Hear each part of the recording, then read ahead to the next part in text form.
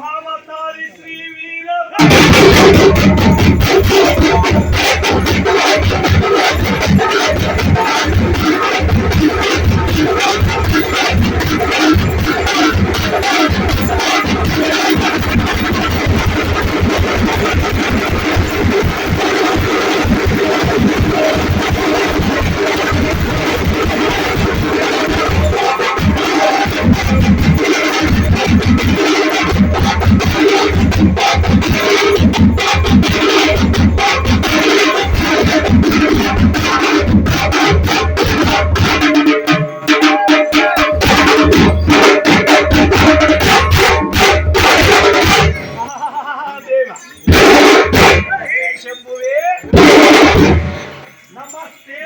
ಭದ್ರಾಯ ಪ್ರಸನ್ನ ಪರಮಾತ್ಮ.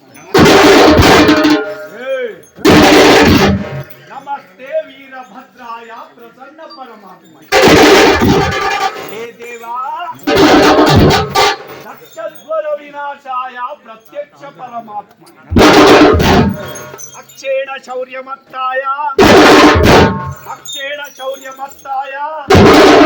ಸಾಕ್ಷಾತ್ ರುದ್ರಾಯ ರೌದ್ರಂ ರೌದ್ರಾವತಾರ ವಹನಯನ ಸಂದುಷ್ಟಂ ಓಮಾಗಂ ಭೀಮರೂಪಂ ಕಿಲಿ ಕಿಲಿ ರಭಸ ಜ್ವಾಲಾ ಮಾಲಾ ವೃತಾಂಗ. ಅದೋ ಭದ್ರ ಕಾಳಿಪತಿ ಶ್ರೀ ವೀರಭದ್ರಂ ನಮಃ. ಅನ್ಯತಾ ಶರಣಂ ನಾಸ್ತಿ ತ್ವಮೇವ ಶರಣಂ ಮಮ. ವೀರಭದ್ರ ಪಾಹಿ ಮಾಂ. ವೀರಭದ್ರ ಎಂಬುದಾಗಿ ಭದ್ರ ಕಾಳಿ ಸಮೇತ ವರಗುರು ವೀರಭದ್ರೇಶ್ವರನ ಮಂದಿರದಲ್ಲಿ ಧ್ಯಾನಿಸುತ್ತಾ ಹಲರೇ ರುದ್ರ ಹಲರೇ ರುದ್ರ ಬಲ್ಬಲರೆ ಬಲ್ಬಲರೆ ಬಲ್ಬಲರೆ ರುದ್ರ ಬಲ್ಬಲರೆ ಬಲ್ಬಲರೆ ಬಲ್ಬಲರೆ ರುದ್ರ ಶಿವರುದ್ರ ರುದ್ರ ರುದ್ರ ಮಹಾರುದ್ರ ಶಿವರುದ್ರ ರುದ್ರ ಎಂಬುದಾಗಿ ಈ ಸುಗ್ರಾಮದೊಳಗೆ ಜಗಜ್ಯೋತಿ ಬಸವೇಶ್ವರರ ಮಹಾ ಉತ್ಸವದ ಈ ಶುಭ ದಿನದಂದು ಈ ಶುಭ ಗಳಿಗೆಯೊಳಗೆ ಇದೇ ಊರಿನ ರಾಜ ಬೀದಿಗಳಲ್ಲಿ ಕಳಸ ಕನ್ನಡಿ ವಾದ್ಯ ವೈಭವಗಳೊಂದಿಗೆ ಜಗಜ್ಯೋತಿ ಬಸವೇಶ್ವರರ ಮಹಾ ಉತ್ಸವವು ನಡೆಯುವಂತಹ ಈ ಸಂದರ್ಭದೊಳಗೆ ವಾದ್ಯ ವೈಭವಗಳು ಹೇಗೆ ನುಡಿಸುತ್ತಿದ್ದವೆಂದರೆ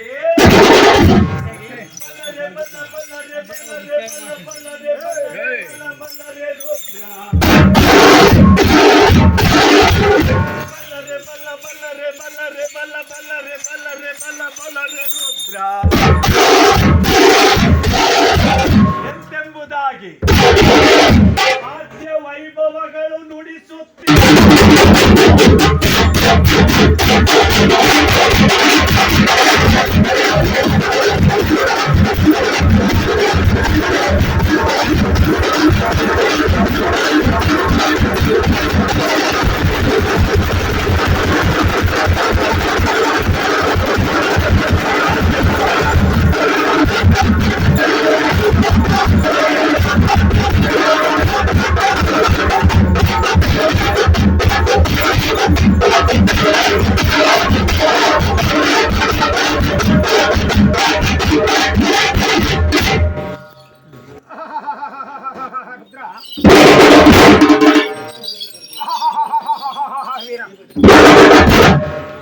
ಗಲಾಟೆ ಮಾಡಬಾರ್ದು.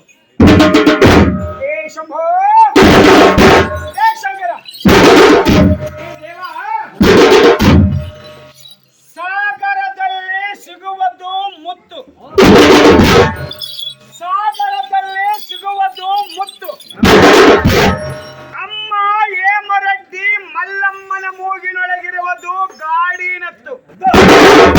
ಹೇ ಶಂಭೋ, ಗಂಗಾವರಂ ಪುಣ್ಯ ಕ್ಷೇತ್ರದಲ್ಲಿ ನಮ್ಮ ನಿಮ್ಮೆಲ್ಲರ ಗುರುವಾದಂತ ಜಗಜ್ಯೋತಿ ಬಸವೇಶ್ವರನ ಕಾರ್ಯಕ್ರಮ ನಡೆಯುವುದು ಇವತ್ತು ಎಂಬುದು ಎಲ್ಲರಿಗೂ ಗೊತ್ತು. ಆದರೆ ಬಳ್ಳಾರಿ ಜಿಲ್ಲಾ ಸಂಡೂರು ತಾಲೂಕು ತಾರಾನಗರ ಗ್ರಾಮವಾಸಿಯಾದ ವೇದಮೂರ್ತಿ ಎಸ್ ಎಂ ಚಂದ್ರಯ್ಯ ಸ್ವಾಮಿಯನ್ನು ಮತ್ತು ಮೋಹನ್ ಸ್ವಾಮಿಯನ್ನು ಗಂಗಾವರ ಪುಣ್ಯಕ್ಷೇತ್ರಕ್ಕೆ ಶ್ರೀ ಗುರು ಬಸವೇಶ್ವರನ ಒಡುಪನ್ನು ಹೇಳುವುದಕ್ಕಾಗಿ ಕರೆ ಕಳಿಸುವುದು ಇವತ್ತು. ಹೇ ಶಂಭೋ, ಹೇ ಶಂಕರ, ಎತ್ತೆತ್ತ ನೋಡಿದರತ್ತತ್ತ ಬಸವೆಂಬ ಬಳ್ಳಿ, ಎತ್ತೆತ್ತ ನೋಡಿದರು ಅತ್ತತ್ತ ಬಸವ ಎಂಬ ಬಳ್ಳಿ, ಆತನನ್ನು ಎತ್ತಿ ನೋಡಿದರೆ ಲಿಂಗವೆಂಬ ಗೊಂಚಲು. ಎತ್ತೆತ್ತ ನೋಡಿದರತ್ತತ್ತ ಬಸವೆಂಬ ಬಳ್ಳಿ, ಎತ್ತಿ ನೋಡಿದರೆ ಲಿಂಗವೆಂಬ ಗೊಂಚಲು, ಒತ್ತಿ ಹಿಂಡಿದರೆ ಭಕ್ತಿ ಎಂಬ ರಸವಯ್ಯ. ಗುರು ಬಸವಣ್ಣನಿಂದ, ಲಿಂಗವೂ ಬಸವಣ್ಣನಿಂದ, ಲಿಂಗವೂ ಬಸವಣ್ಣನಿಂದ, ಆಯುಧವೂ ಬಸವಣ್ಣನಿಂದ, ಆಯುಧವೂ ಬಸವಣ್ಣನಿಂದ. ಬಸವ ಬಸವ ಬಸವ ಬಸವ ಬಸವ ಎಂದು ಎರಗದವನ ಭಕ್ತಿ ಬರೇ ಶೂನ್ಯ ಕಾಣ ಕಲಿದೇವರ ದೇವ. ದೇವ ಮುಟ್ಟು ಮುಟ್ಟು ಮುಟ್ಟು ಮುಟ್ಟು ಮುಟ್ಟು ಎಂದು ಹೇಳುತ್ತಿರುವ ಮಂಗ ಮನುಜರೇ, ನೀವು ಸ್ವಲ್ಪ ವಿಚಾರಿಸಿ ಕೇಳಿರಿ. ನಾವು ಮತ್ತು ನೀವೆಲ್ಲರೂ ಹುಟ್ಟಿದ್ದು ಈ ಹೆಣ್ಣಿನ ಮುಟ್ಟಿನಿಂದಲ್ಲವೇ? ನಾವು ಮತ್ತು ನೀವೆಲ್ಲರೂ ಹುಟ್ಟಿದ್ದು ಹೆಣ್ಣಿನ ಮುಟ್ಟಿನಿಂದಲ್ಲವೇ?